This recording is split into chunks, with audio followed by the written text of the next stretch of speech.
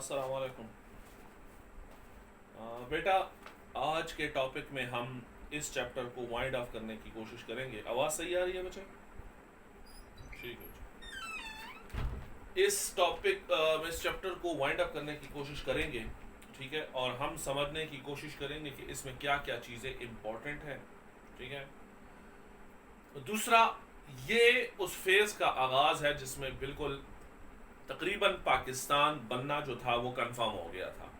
Time का तयन होना था, वक्त का तयन होना था, बाकी पाकिस्तान के बनने का तयन हो गया था। ये कंफर्म हो गया था कि पाकिस्तान बनना है। हाँ, उसमें लेट पहले ये कुछ हो सकता था, लेकिन बाकी जो चीज़ें थी वो कंफर्म हो गई थी ऑलमोस्ट, ठीक है। इस दौरान दो ऐसी चीज़ें हुई, इसमें शिमला कॉन्फ्रेंस और एंटम गवर्नमेंट, ठीक है, जिसने फिर 3 जून प्लान को आगे जाके इन्फ्लुएंस किया। वो क्या था उसको भी हम समझेंगे। जिधर बच्चे समझना है आप क्वेश्चन ड्रॉप कर दिया करें, मैं आपको बता दिया करूंगा, ठीक है। लास्ट का वेट मत करें, आप में 6 और बच्चे हैं तो जिधर समझना है क्वेश्चन ड्रॉप कर दिया करें। अब शिमला कॉन्फ्रेंस है, ठीक है। शिमला बुनियादी तौर पर इंडिया में ऐसी जगह थी जैसे मरी है, ठीक है। टूरिस्ट स्पॉट्स भी थी और जिसे आप कह सकते हैं वोकेशनल जगह भी थी जहां पर वेकेशंस गुजारे जाते थे। ये इलाका जो था यहाँ पर डिफरेंट किस्म के कॉन्फ्रेंसेस भी हुए, तो पॉलिटिकल एक्टिविटीज भी यहाँ पर होती थी, ठीक है। बच्चे, सरदार अहमद आप दूसरी क्लास में आ गए कि सेकंड ईयर के ही है, या आप एक मोबाइल यूज कर रहे हैं अपने उसके साथ? सरदार अहमद बेटा, आप 8th क्लास के हैं? आप गलत क्लास में आ गए। अच्छा, ये सेकंड ईयर की क्लास है, अपनी क्लास में चले जाए। ओके बेटा, ठीक है। अच्छा, अब बच्चे उसमें इंपॉर्टेंट बात ये हुई कि ये जगह कॉन्फ्रेंसेस के लिए बड़ी पॉपुलर थी। यहाँ पर डिफरेंट किस्म की कॉन्फ्रेंसेस होते थे, नेगोशिएशंस होते थे, पॉलिटिकल एक्टिविटीज होती थी, और उन पॉलिटिकल एक्टिविटीज के डिफरेंट आउटकम्स होते थे। लॉर्ड वेवल जो था वो second last viceroy of India था, गवर्नर जनरल था। उसने ये कोशिश की, अपने एक लास्ट कोशिश की, ठीक है, कि मैं इंडियंस को कंबाइन रख सकूं। अपने थी उसने लास्ट कोशिश की कि मैं इंडिया को कंबाइन रख सकूं, और जब ब्रिटिशर्स यहां से जाएं, इंडिया को लिबर्टी दे के जाएं, यहां से इनको आजादी दे के जाएं, तो ये एक यूनिट हो, डिवाइडेड ना हो, ठीक है। इन अदर वर्ड्स, वो नहीं चाह रहा था कि मुसलमानों को उनका अलहदा वतन मिले, ठीक है। अब अपने आने साथ ही वो 1944 में आया, और अपने आने साथ ही उसने इंडियन प्रॉब्लम्स को हल करने के लिए एक सोल्यूशन बताया, ठीक है। उसने कहा कि हमारी एक एग्जीक्यूटिव काउंसिल होगी, और इसमें तमाम जो पोजीशंस होंगी ना वो इंडियंस के पास होंगी, सिवाय कमांडर इन चीफ के, यानी आर्मी के, ठीक है। अब याद रखिएगा कि ये जंग का जमाना है, अभी जंग सेकेंड वर्ल्ड वॉर जोबन पे है, खत्म नहीं हुई, ठीक है। सेकेंड वर्ल्ड वॉर जाके सितंबर 1945 में खत्म हुई, तो ये जंग का जमाना है, जोबन का जमाना है, अभी वॉर फुल फ्लैच पर है। नंबर 1 बच्चे, इसमें एक लफ्ज इस्तेमाल हुआ है, executive council.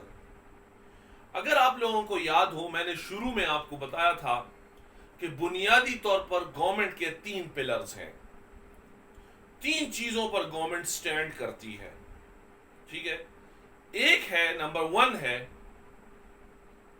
Legislature.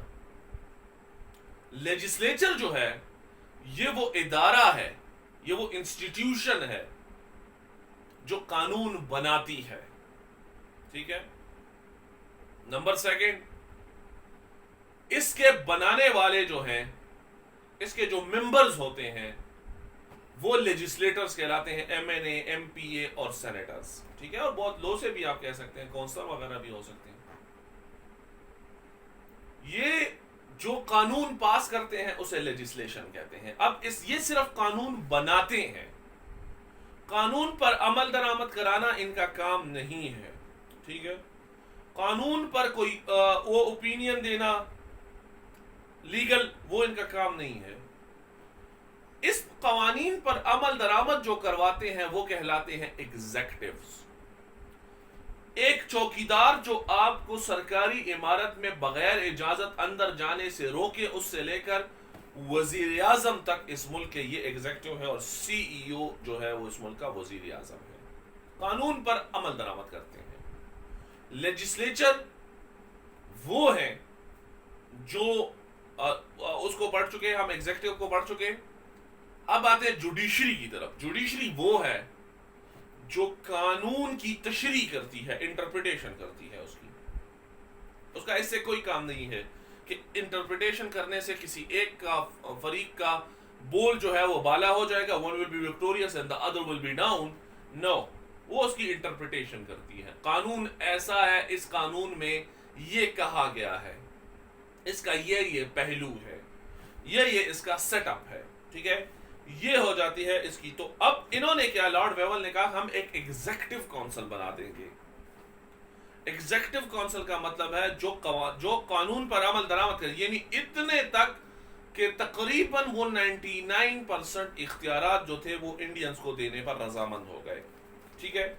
Shimla conference میں جو ہوا اس میں لارڈ ویول نے ایک پلان اناؤنس کیا. اس نے کہا کہ ہم ایک ایگزیکٹو کونسل بنا لیں گے، اس کی تمام پوزیشنز انڈینز کے پاس ہوں گی سوائے کمانڈر ان چیف کے، یعنی اس کے آرمی کو لیڈ کرنے کے. ٹھیک ہے. اور دوسرا یہ کہ با اختیار ہوں گے. ٹھیک ہے. دوسرا یہ انہوں نے کہا کہ مسلمانوں کی اس میں نمائندگی جو ہوگی وہ برابر ہوگی کاسٹ ہندوؤں کے جتنی ہوگی. ٹھیک ہے. سب کو اہم پوزیشنز ملیں گی. اب اس پلان کو ڈسکس کرنے کے لیے لارڈ ویول نے ایک اے پی سی بلائی، آل پارٹیز کانفرنس بنائی. ٹھیک ہے. شملہ میں جون 1945 میں گاندھی جی کے علاوہ، ٹھیک ہے، تمام نے اس میں شرکت کی. تمام لوگوں نے اس میں شرکت کی.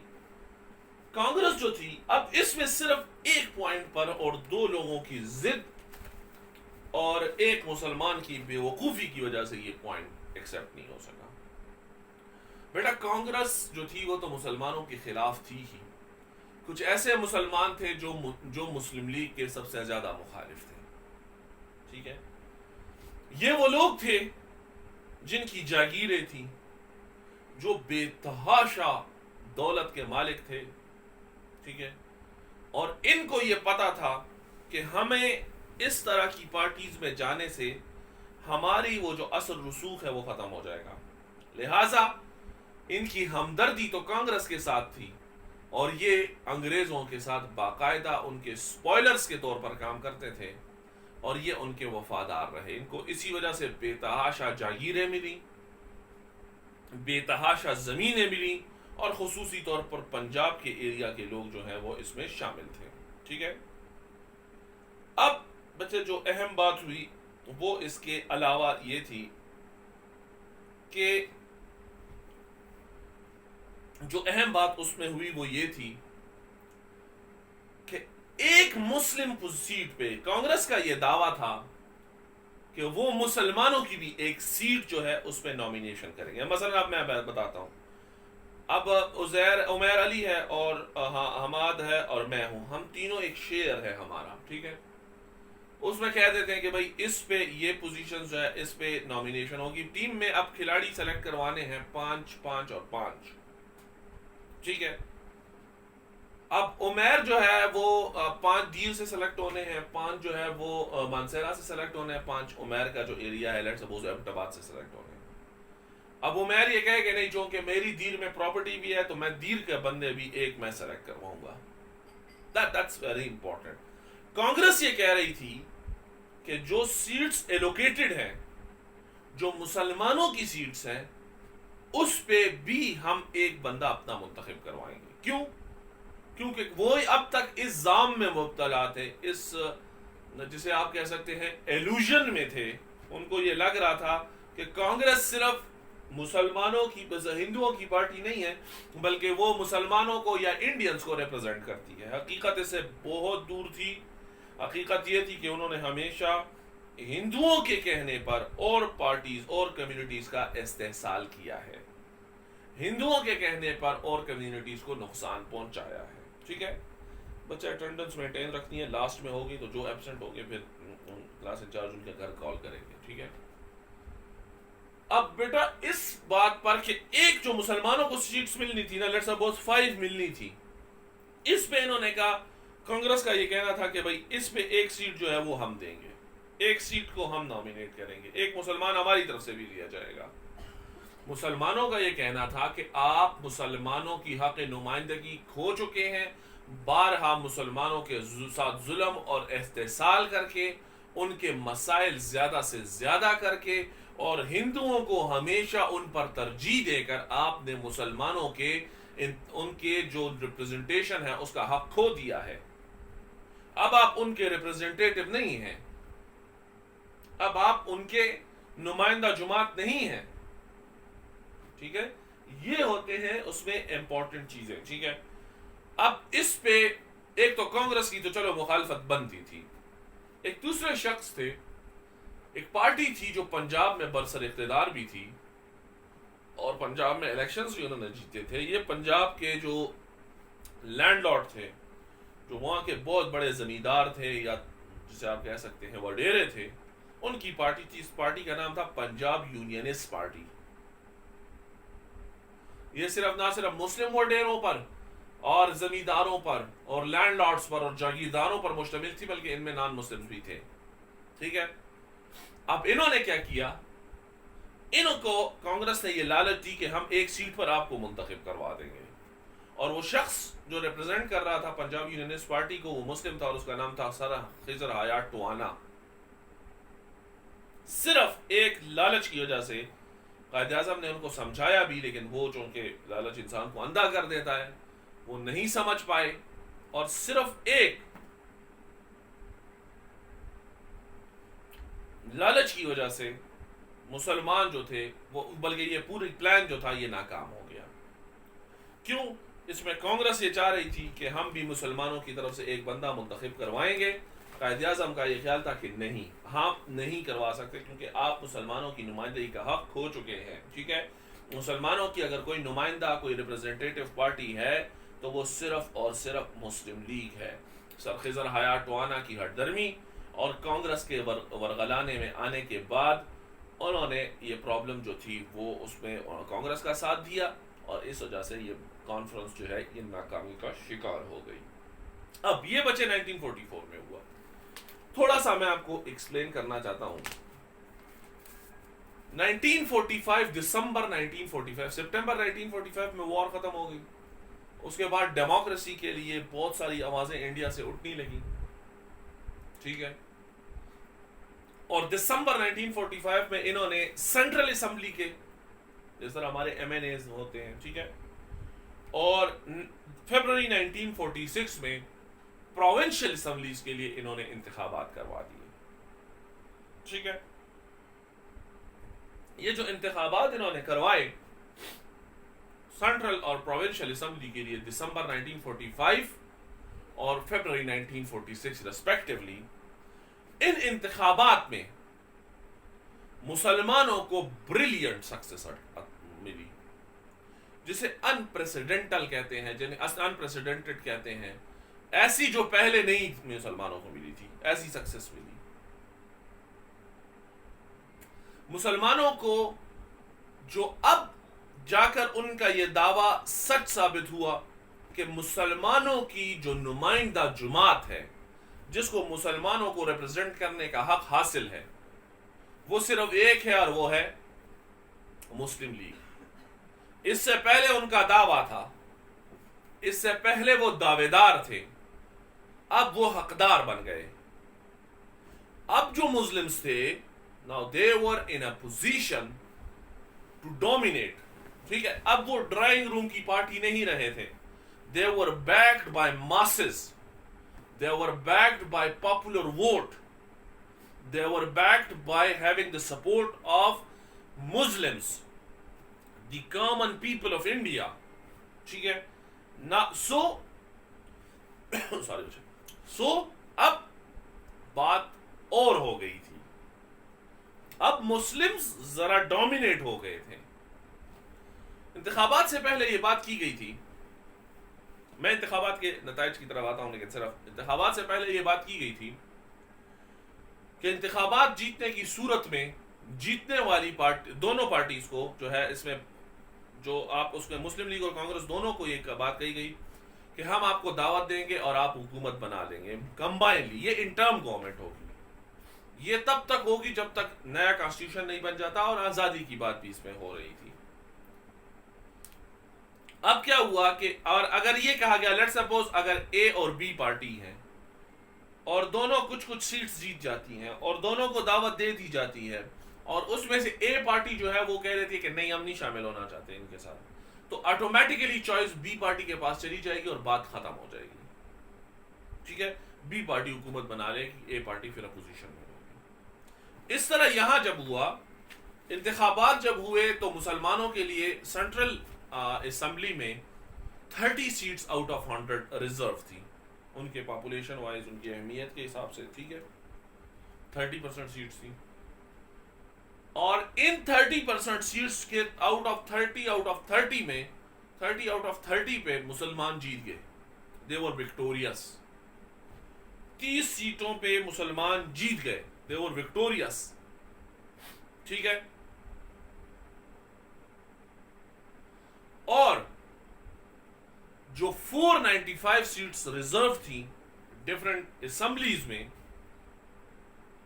اس میں مسلمان 439 اور بعد میں کچھ اور ممبرز کے ساتھ ملا کر یہ سیٹ، یہ جو پوزیشنز تھی، یہ 450 پلس ہو گئی، اور آلموسٹ 89% ووٹس انہوں نے جیتے، which is even a big achievement in recent days.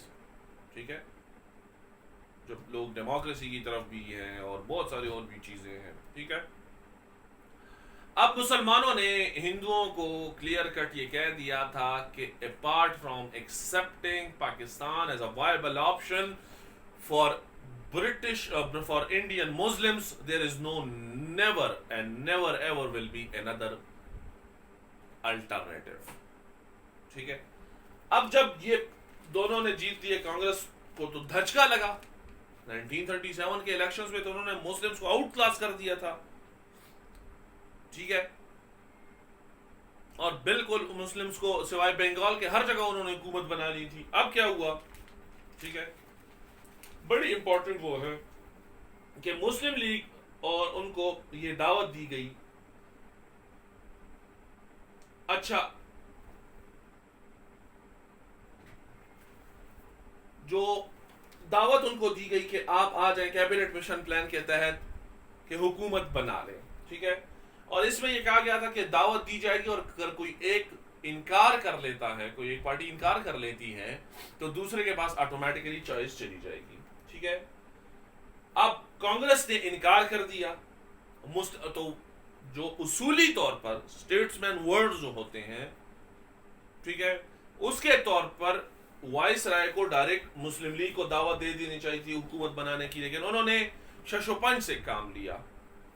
انہوں نے جسے آپ کہتے ہیں کہ چیزوں کو ڈیلے کرنا شروع کر دیا. ٹھیک ہے، اور اس طرح سے کوئی مسلمانوں کو، جسے آپ جو مسلم لیگ کو، ان کو اپنے وعدے سے یہ لوگ مکر گئے، کیونکہ آپ نے آئیڈیلی جب وعدہ کیا تھا کہ اگر کوئی ایک پارٹی انکار کرے گی تو آٹومیٹکلی بائی ڈیفالٹ چوائس دوسروں کے پاس چلی جائے گی. ٹھیک ہے، یہ آپ نے نہ کیا. کانگریس جو تھی انہوں نے ایکسپٹ نہیں کیا. اس کے باوجود، ٹھیک ہے، 12 اگست 1946 کو وائس رائے نے پنڈت نہرو، اب جو گاندھی تھے وہ تقریباً ایکٹیو پالیٹکس سے ریٹائر ہو گئے تھے. یہ تو جواہر لال نہرو جو تھے، اس کے والد بھی تھے موتی لال نہرو. پھر Jawahar Lal Nehru remains for 17 years as prime minister of India. ٹھیک ہے، تو لہٰذا ان کو آپ دیکھیں کہ انہوں نے پارٹی بنائی. ٹھیک ہے، سوری، ان کو دعوت دی گئی. جو موتی لال نہرو کو، جو کانگریس کے لیڈر تھے، جواہر لال نہرو جو کانگریس کے لیڈر تھے، ٹھیک ہے، مسلمانوں نے اس پر پروٹیسٹ کرنا شروع کر دیا. انہوں نے کہا آپ کے ورڈز تھے، آپ کا پرومس تھا کہ اگر ایک کوئی پارٹی حکومت نہیں بنائے گی اور اس کے انکاری رہے گی تو دوسری پارٹی کے پاس بائی ڈیفالٹ چوائس چلی جائے گی. اور 16 اگست کو انہوں نے ڈائریکٹ ایکشن ڈے کے طور پر منایا. ٹھیک ہے، اور دوسرا انہوں نے اپنے لوگوں سے پروٹیسٹ کرنے کی وہ کوشش کی. پروٹیسٹ کرنے کی اپیل کی. دوسرا مراد جو ملی تھی, جو تمغے ملے تھے, جو خطاب ملے تھے, وہ بھی واپس کرنے کی کوشش کر دی. ٹھیک ہے, اور برٹشرز کو یہ ریئلائز کروایا کہ you have not stand by your words, آپ نے اپنے ورڈس کو جو ہے اہمیت نہیں دی. ٹھیک ہے, that's very very strange of you کہ اسٹیٹمنٹس کے ورڈز ہوتے ہیں وہ ان پر اسٹینڈ لیتے ہیں. ٹھیک ہے, احتجاج بہت زیادہ افیکٹو رہا اور اس پر ہندوؤں کو بڑی, جسے کہتے ہیں, تکلیف ہوئی.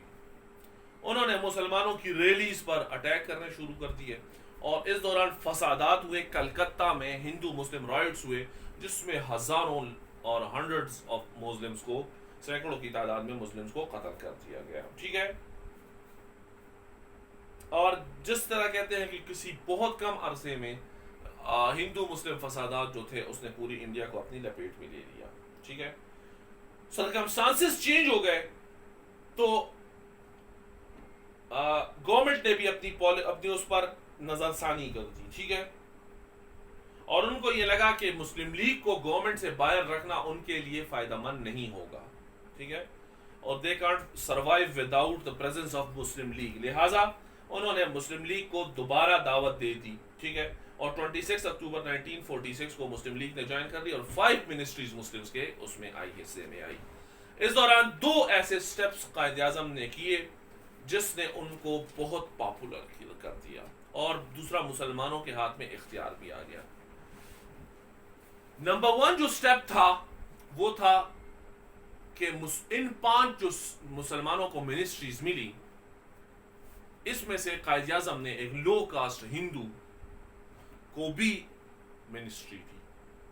یعنی باوجود یہ کہ ہندوؤں کو چاہیے تھی, کانگریس کو یہ چاہیے تھی کہ وہ لو کاسٹ ہندو جو ہے, شودر جو ہیں یا اس طرح کے اور ان کے لو کاسٹ ہیں, ان کو منسٹری دیتے. انہوں نے جو منسٹری دی وہ مسلم لیگ کی طرف سے ان کو ملی. ٹھیک ہے, اس پر وہی کلکتہ, ویسٹ بنگال, جو کہ بالکل مسلمانوں کے اور اس میں فسادات بھی ہو رہے تھے اور سینکڑوں لوگ بھی اس میں مرے, وہ لوگ ڈائریکٹ حمایتی بن گئے. اور اس ایکٹ کو اتنا سراہا گیا, قائد اعظم کے بینرز اٹھائے گئے, ان کے پکچرز جو تھیں, وہ جو پورٹریٹس تھے وہ اٹھائے گئے, ان کو بہت زیادہ اپریشیٹ کیا گیا. ٹھیک ہے, نمبر 2 جو غلطی کانگریس سے ہوئی وہ تھی فائنانس منسٹری. ٹھیک ہے, جو منسٹری آف فائنانس تھی وہ انہوں نے مسلمانوں کو دے دی.